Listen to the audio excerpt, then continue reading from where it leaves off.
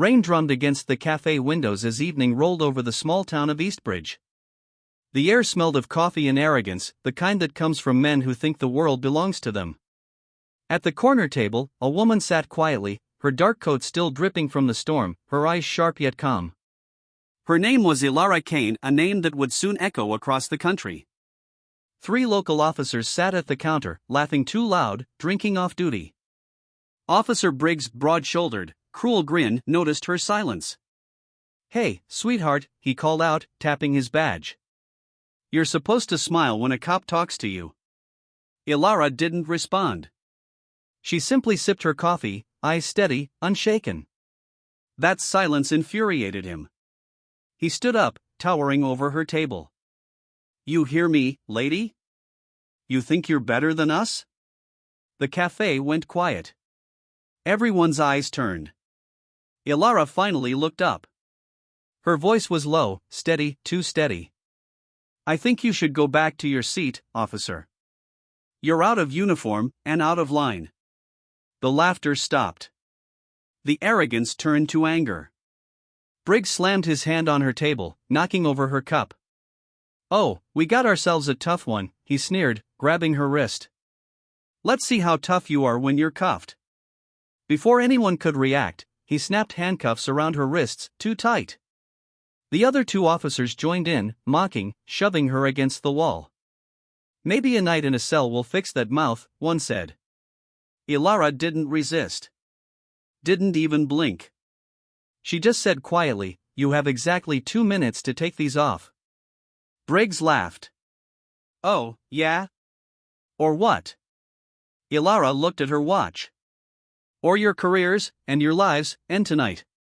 A few customers gasped. One whispered, "She's crazy."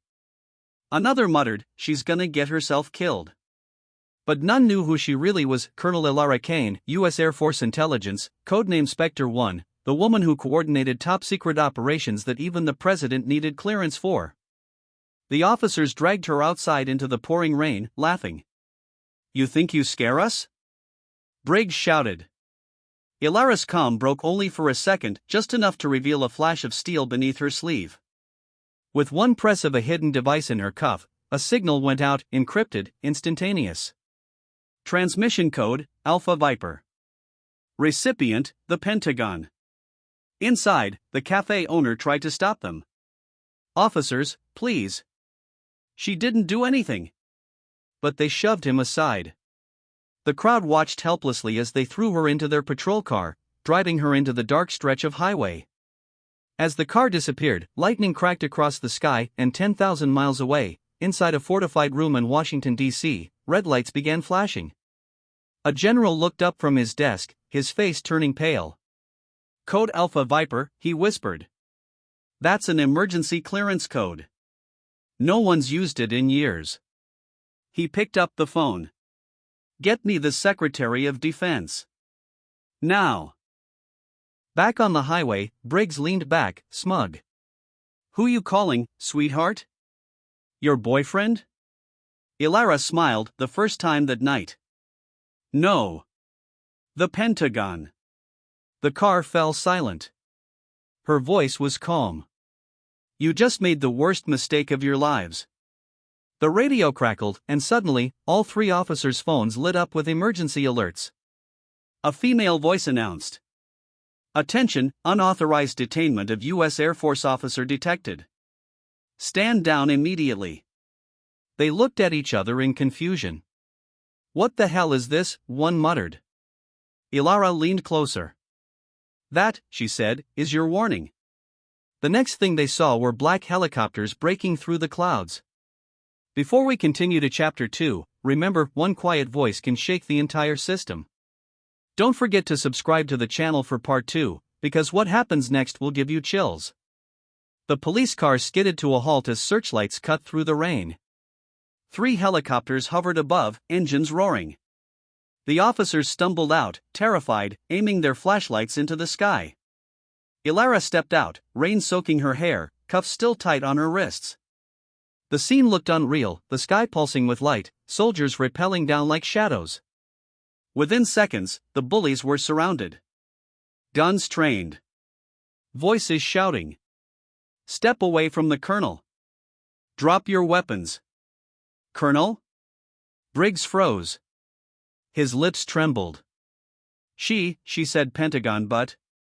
Before he could finish, a black SUV rolled up. A man in a long coat stepped out, General Donovan, head of military intelligence. He walked straight toward Ilara, ignoring the stunned officers.